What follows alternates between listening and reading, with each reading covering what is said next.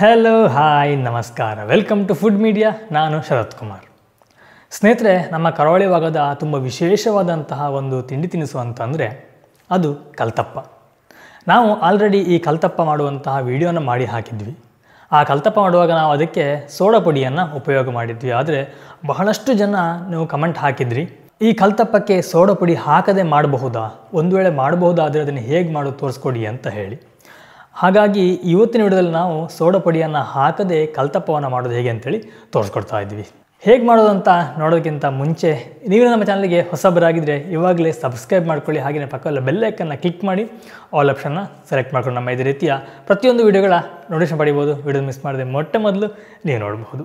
ಸ್ನೇಹಿತರೆ, ಈ ಕಲ್ತಪ್ಪ ಅನ್ನೋದೊಂದು ಸಾಂಪ್ರದಾಯಿಕವಾಗಿರುವ ಒಂದು ತಿನಿಸು. ಇದು ಸಿಹಿ ತಿಂಡಿ ಆಗಿದ್ದರೂ ಕೂಡ ನಾವು ತುಂಬ ಇಷ್ಟಪಟ್ಟು ತಿಂತೀವಿ. ಯಾಕಂತಂದರೆ ಇದರ ರುಚಿ ತುಂಬ ಡಿಫ್ರೆಂಟ್ ಆಗಿರುತ್ತೆ. ಇವತ್ತು ನಾವು ಸೋಡಾ ಹುಡಿ ಹಾಕದೆ ಕಲ್ತಪ್ಪ ಮಾಡೋದು ಹೇಗೆ ಅಂತೇಳಿ ತೋರಿಸ್ಕೊಡ್ತಾ ಇದ್ದೀವಿ. ಬನ್ನಿ ನಮ್ಮ ಇವತ್ತಿನ ಈ ರೆಸಿಪಿಯನ್ನು ಶುರು ಮಾಡೋಣ. ಸ್ನೇಹಿತರೆ, ನಾವೀಗ ಕಲ್ತಪ್ಪ ಮಾಡಲಿಕ್ಕೆ ಬೆಳ್ತಿಗೆ ಅಕ್ಕಿನ ಆಲ್ರೆಡಿ 2 ಗಂಟೆಗಳ ಮುಂಚೆ ನೆನೆ ಹಾಕಿದ್ವಿ. ಇದು ಒಂದು ನಾರ್ಮಲ್ ಬೆಳ್ತಿಗೆ ಅಕ್ಕಿ. ಕೆಲವರು ಕೇಳಿದ್ರು ನಾವು ಸೊಸೈಟಿ ಬೆಳ್ತಿಗೆ ಅಕ್ಕಿ ಮಾಡ್ಬೋದಾ ಅಂತ ಹೇಳಿ. ನೀವು ಅದನ್ನು ಕೂಡ ಮಾಡ್ಬೋದು. ನಾವಿದನ್ನೀಗ ನೈಸಾಗಿ ರುಬ್ಕೋಬೇಕು. ನಾವೀಗ ಅದೇ ಮಿಕ್ಸಿ ಜಾರಿಗೆ 3 ಏಲಕ್ಕಿಯನ್ನು ಹಾಕ್ಕೊಳ್ತಿದ್ದೇವೆ. ಅದ್ರ ಜೊತೆ 3/4 ಕಪ್ನಷ್ಟು ತೆಂಗಿನಕಾಯಿ ತುರಿಯನ್ನು ಹಾಕ್ಕೊಳ್ತಿದ್ದೇವೆ. ಇದಕ್ಕೆ ನಾವೀಗ 3 ಚಮಚದಷ್ಟು ಕುಚ್ಚಲಕ್ಕಿಯ ಅನ್ನವನ್ನು ಹಾಕ್ಕೊಳ್ತಿದ್ದೇವೆ. ಇದಕ್ಕೆ ಕುಚ್ಚಲಕ್ಕಿ ಅನ್ನನೇ ಬೇಕಾಗುತ್ತೆ, ಇಲ್ಲಾಂತಂದರೆ ನಿಮಗೆ ಅಷ್ಟೊಂದು ಸ್ಮೂತ್ ಬರೋದಿಲ್ಲ. ನೋಡಿ, ಇಲ್ಲಿ ನಾವು ಹಾಕಿರುವಂಥದ್ದು ಖಜಾರಿ ಅಂತ ಬರುತ್ತೆ, ಅದರದ್ದು.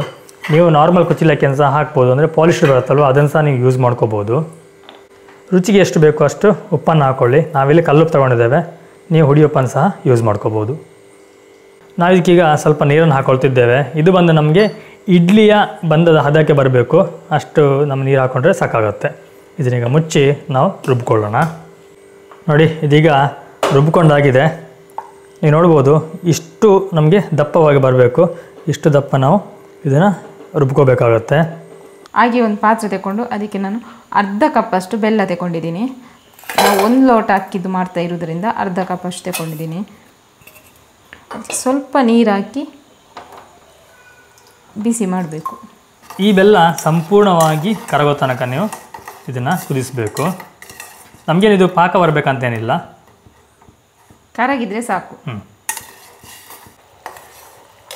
ಸ್ನೇಹಿತರೆ, ಈ ಬೆಲ್ಲ ನೀರಾಗ್ತಾ ಇರಲಿ, ಅಲ್ಲಿ ತನಕ ಕೆಲವೊಂದು ಲಾಸ್ಟ್ ವಿಡಿಯೋ ಬಂದಂತಹ ಕಮೆಂಟ್ಸ್ಗಳನ್ನ ಕೇಳುವ. ಸೌಮ್ಯ, ನಮಗೆ ಲಾಸ್ಟ್ ಟೈಮ್ ಹಾಕಿ ಕಲ್ತಪ್ಪಕ್ಕೆ ಬಹಳಷ್ಟು ಕಮೆಂಟ್ ಬಂದಿತ್ತು. ಅದರಲ್ಲಿ ಕೆಲವರು ಕೇಳಿದರು, ಈರುಳ್ಳಿಯನ್ನು ಹಾಕದೆ ಕಲ್ತಪ್ಪ ಮಾಡ್ಬೋದಾ ಅಂತೇಳಿ. ಹಾಕ್ಬೋದು. ನಾವು ಇವತ್ತು ಈರುಳ್ಳಿ ಎಂತ ಹಾಕ್ತಾ ಇಲ್ಲ, ಬರೀ ತೆಂಗಿನಕಾಯಿ ಹಾಕಿ ಮಾಡ್ತಾ ಇರೋದು. ಮತ್ತು ಸೋಡಾ ಪುಡಿ ಹಾಕ್ತಾ ಇಲ್ಲ, ಏನೂ ಹಾಕ್ತಾ ಇಲ್ಲ. ಇನ್ನು ಕೆಲವರು ಕೇಳಿದರು, ಬೆಲ್ಲ ಮತ್ತು ನಾವು ಲಾಸ್ಟ್ ಟೈಮ್ ಹಾಕಿದ್ದಲ್ಲ ಬೆಲ್ಲ ಮತ್ತು ಈರುಳ್ಳಿದು, ಅದು ಕಾಂಬಿನೇಷನ್ ಸರಿ ಇಲ್ಲ ಅಂತ ಹೇಳಿ. ನಾವು ಲಾಸ್ಟ್ ಟೈಮ್ ಕಲ್ತಪ್ಪಕ್ಕೆ ಈರುಳ್ಳಿ ಹಾಕಿದೆ ಯಾಕೆ ಅಂದರೆ ಸ್ಮೆಲ್ ಚೆನ್ನಾಗಿ ಬರ್ತದೆ ಅಂತ, ಮತ್ತು ಇನ್ನೊಂದು ಟೇಸ್ಟ್ ಚೆನ್ನಾಗಿ ಬರುತ್ತೆ. ಅದೇ ಸ್ಮೆಲ್ ಟೇಸ್ಟ್ ಚೆನ್ನಾಗಿ ಬರ್ತದೆ ಅಂತ. ಮಾತಾಡ್ತಿರುವಾಗಲೇ ನಾವು ಬಿಸಿ ಮಾಡಲಿಕ್ಕೆ ಇಟ್ಟಂಥ ಬೆಲ್ಲ ನೋಡಿ ಕ್ಲೀನಾಗಿ ನೀರಾಗಿದೆ. ಇಷ್ಟದು ಸಾಕು. ನೋಡಿ, ಎಲ್ಲೂ ಸಹ ಬೆಲ್ಲ ಇಡೀ ಕಾಣ್ತಾ ಇಲ್ಲ, ಕ್ಲೀನಾಗಿದು ನೀರಾಗಿದೆ. ಮತ್ತು ಅದರಲ್ಲಿ ಕಸ ಸಹ ಇದೆ, ಅದನ್ನು ಆಮೇಲೆ ಫಿಲ್ಟರ್ ಮಾಡ್ಕೋಬೇಕು. ಈಗ ಮಾಡಬೇಕು. ನಾವೀಗ ಮಿಕ್ಸಿ ಜಾರಿಗೆ 2-3 ಟೀ ಸ್ಪೂನಷ್ಟು ನೀರನ್ನು ಹಾಕಿ ಇದನ್ನೀಗ ತೊಳೆದು ನಾವು ಈ ಬಂದಕ್ಕೇನೆ ಹಾಕ್ಕೊಳ್ತಿದ್ದೇವೆ. ನಾನು ಯಾಕೆ ನಿಮಗೆ ಕ್ಲೀನಾಗಿ ತೋರಿಸ್ತಿದ್ದೀನಿ ಅಂತಂದರೆ, ಪ್ರತಿಯೊಂದು ಡ್ರಾಪ್ ನೀರು ಕೂಡ ನಾವು ಮಾಡೋದು ರೆಸಿಪಿಗೆ ಮ್ಯಾಟ್ರ್ ಆಗುತ್ತೆ. ಹಾಗಾಗಿ ನಿಮಗೆ ಕ್ಲೀನಾಗಿ ತೋರಿಸ್ತಿದ್ದೇನೆ ನಾನು. ನಾವೀಗ ಮಾಡಿದಂಥ ಬೆಲ್ಲದ ಪಾಕವನ್ನು ಈ ರೀತಿಯಾಗಿ ಫಿಲ್ಟರ್ ಮಾಡ್ಕೊಳ್ತಿದ್ದೇವೆ. ಸೌಮ್ಯ ಆಗಲೇ ಹೇಳಿದಾಗ ಕೆಲವೊಂದು ಕಸ ಇರುತ್ತೆ, ಸಣ್ಣದೆಲ್ಲ ಈ ಮರಳೆಲ್ಲ ಇರುತ್ತೆ, ಅದೆಲ್ಲ ಕ್ಲೀನಾಗಿ ಫಿಲ್ಟರ್ ಆಗುತ್ತೆ. ಆಗ ನಮಗೆ ತಿನ್ನುವಾಗ ಯಾವುದೇ ರೀತಿ ಕಸ ಸಿಗೋದಿಲ್ಲ. ನೋಡಿ, ಇದರಲ್ಲಿ ಇಷ್ಟು ವೇಸ್ಟೇಜ್ ಇತ್ತು. ನಾವೀಗ ಬೆಲ್ಲ ಮತ್ತು ಈ ಬಂದವನ್ನು ಕ್ಲೀನಾಗಿ ಮಿಕ್ಸ್ ಮಾಡ್ಕೋಬೇಕು. ನಾವು ಯಾವ ರೀತಿ ತೋರಿಸ್ತಿದ್ದೀವೋ ಅದೇ ರೀತಿ ಮಾಡಿ 100% ಆಗಿ ತುಂಬ ಚೆನ್ನಾಗಿ ಬರುತ್ತೆ, ಕ್ಲೀನಾಗಿ ಬರುತ್ತೆ.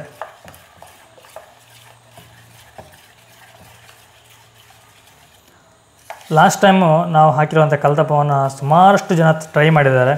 ತುಂಬ ಚೆನ್ನಾಗಿ ಬಂತು ಅಂತೇಳಿ ಭಾಳಷ್ಟು ಜನ ಕಮೆಂಟ್ ಹಾಕಿದರು. ಬಹಳ ಖುಷಿಯಾಗಿದೆ. ನೀವು ಕೂಡ ಇದನ್ನು ಟ್ರೈ ಮಾಡಿ ನಿಮಗೆ ಹೇಗೆ ಬಂತು ಅನ್ನೋ ನಮ್ಮ ಕಮೆಂಟಲ್ಲಿ ತಿಳಿಸಿ. ನಾನು ಪ್ರತಿ ವಿಡಿಯೋದಲ್ಲಿ ಹೇಳ್ತೀನಿ, ನಾವು ಮಾಡುವಂಥ ರೆಸಿಪಿಗಳನ್ನು ನೀವು ಟ್ರೈ ಮಾಡಿ ನಮಗೆ ಕಮೆಂಟಲ್ಲಿ ತಿಳಿಸಿ ಅಂತೇಳಿ. ಆಗ ಗೊತ್ತಾಗುತ್ತೆ ನಾವು ಮಾಡೋದು ನಿಮಗೆ ಅರ್ಥ ಆಗ್ತಾ ಉಂಟಾ ಇಲ್ಲ ಅನ್ನೋದು ಕ್ಲೀನಾಗಿ ಗೊತ್ತಾಗುತ್ತೆ. ಮತ್ತು ಇನ್ನು ಕೆಲವರಿಗೆ ಇದು ಸಿಹಿ ಜಾಸ್ತಿ ಬೇಕು ಅಂತ ಅನಿಸ್ತದೆ. ಆವಾಗ ನಾವು ಎಂತ ಮಾಡೋದು ಅಂತ ಇದ್ದರೆ ಏನು ತೊಂದರೆ ಇಲ್ಲ, ಹಾಗೇ ಸ್ವಲ್ಪ ತುರಿದು ಬೆಲ್ಲವನ್ನು ಡೈರೆಕ್ಟಾಗಿ ತುರಿದು ಸ್ವಲ್ಪ ತುರಿದು ಹಾಕ್ಕೊಳ್ಳಿ, ಏನಾಗಲ್ಲ. ಯಾವುದಕ್ಕೆ ಬಂದಕ್ಕೆ ಹಾಕಬೇಕು? ಬಂದಕ್ಕೆ ಹಾಕ್ಕೊಳ್ಳಿ. ಓಕೆ. ಇಲ್ಲ ನಿಮಗೆ ಬಂದಕ್ಕಿಲ್ಲ, ಅದು ಬಿಸಿ ಇರುವಾಗ ಅದಕ್ಕೂ ಹಾಕ್ಬೋದು, ಅಂದರೆ ಗೊತ್ತಾಗಲ್ಲ ಹೇಗಿದೆ ಅಲ್ಲ. ಈಗ ನಾವು ಈಗ ಬಂದಕ್ಕೆ ಹಾಕಿದ ನಂತರ ಅಲ್ವಾ ನಮಗೆ ಗೊತ್ತಾಗೋದು ಸ್ವೀಟ್ ಎಷ್ಟು ಉಂಟು ಅಂತ. ಈಗ ಬೇಕಾದ್ರೆ ಒಮ್ಮೆ ಸ್ವೀಟ್ ನೋಡ್ಕೊಳ್ಳಿ, ಯಾಕಂದರೆ ಕೆಲವರಿಗೆ ಅಂದಾಜಾಗೋದಿಲ್ಲ ಇಷ್ಟೇ ಹಾಕ್ಬೇಕಾ ಹೀಗೇನಾ ಅಂತ. ನೋಡಿಕೊಂಡು ಮತ್ತೆ ಹಾಕಿ. ಓಕೆ, ಬೇಕು ಅಂತಂದರೆ ಡೈರೆಕ್ಟಾಗಿ ಬೆಲ್ಲ ತುರಿದು ಹಾಕಿದರೆ ಆಯ್ತಲ್ಲ. ಮತ್ತು ಇದು ಇಷ್ಟು ದಪ್ಪ ಉಂಟು ನೋಡಿ, ಇಷ್ಟು ಸಾಕು ಇದು ದಪ್ಪ. ಈಗಿರಲಿ. ಓಕೆ, ಗೆರೆ ಹಾಕಿದಾಗ ಈ ರೀತಿ ಗೆರೆ ಬರುತ್ತೆ, ನಿಲ್ಲುತ್ತಲ್ವ? ಓಕೆ. ಈಗ ಸ್ವೀಟ್ ಉಂಟಾ ಅಲ್ಲ ಉಪ್ಪು ಕಮ್ಮಿ ಏನು ಪ್ರಾಬ್ಲಮ್ ಅಂತಲೇ ಈಗಲೇ ನೋಡ್ಕೊಳ್ಳಿ. ಪರ್ಫೆಕ್ಟ್ ಉಂಟು, ಸ್ವೀಟ್ ಸಹ ಉಂಟು, ಸಾಕಿದಿಷ್ಟು. ನೋಡಿ, ನಾವೀಗ ಒಂದು ಕುಕ್ಕರ್ನ ಇಟ್ಕೊಂಡಿದ್ದೇವೆ. ನಮ್ಮ ಗ್ಯಾಸ್ ಆನ್ ಇದೆ. ಇದಕ್ಕೀಗ ನಾವು ಸುಮಾರು 6 ಟೀ ಸ್ಪೂನಷ್ಟು ಎಣ್ಣೆಯನ್ನು ಹಾಕ್ಕೊಳ್ತಿದ್ದೇವೆ. ನಾವಿಲ್ಲಿ ಯೂಸ್ ಮಾಡುವಂಥ ತೆಂಗಿನ ಎಣ್ಣೆ, ನೀವು ತೆಂಗಿನ ಎಣ್ಣೆ ಯೂಸ್ ಮಾಡ್ಬೋದು ಅಥವಾ ಬೇರೆ ಅಡುಗೆ ಎಣ್ಣೆ ಸಹ ಯೂಸ್ ಮಾಡಬಹುದು. ನಾವೀಗ ಇದಕ್ಕೆ ಅರ್ಧ ಕಪ್ನಷ್ಟು ತೆಂಗಿನಕಾಯಿಯ ತುಂಡುಗಳನ್ನು ಹಾಕ್ಕೊಳ್ತಿದ್ದೇವೆ. ಸಣ್ಣ ಸಣ್ಣದಾಗಿ ಪೀಸ್ ಮಾಡಿಕೊಳ್ಳಿ. ಇದು ಕೊಬ್ಬರಿ ಅಲ್ಲ, ನಾವು ಹಸಿ ತೆಂಗಿನಕಾಯಿ ಇದು. ಇದನ್ನ ಚೆನ್ನಾಗಿ ಫ್ರೈ ಮಾಡ್ಕೋಬೇಕು. ಸ್ವಲ್ಪ ಕಲರ್ ಚೇಂಜ್ ಆಗಬೇಕು, ಅಲ್ಲಿ ತನಕ ಫ್ರೈ ಮಾಡಬೇಕು.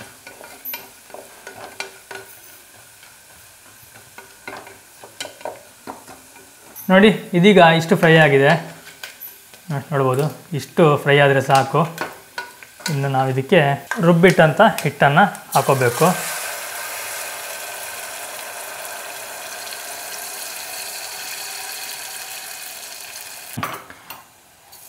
ಮತ್ತು ಲೋ ಫ್ಲೇಮಲ್ಲೇ ನೀವು ಇದನ್ನು ಬೇಯಿಸಬೇಕು.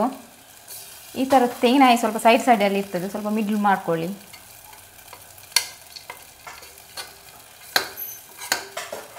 ಬೆಲ್ಟ್ ಮತ್ತು ವಿಸಿಲ್ ತೆಗೆದು ಮುಚ್ಚಿ ಒಂದು 35 ಮಿನಿಟ್ಸ್ ಬೇಯಲಿಕ್ಕೆ ಬಿಡಿ.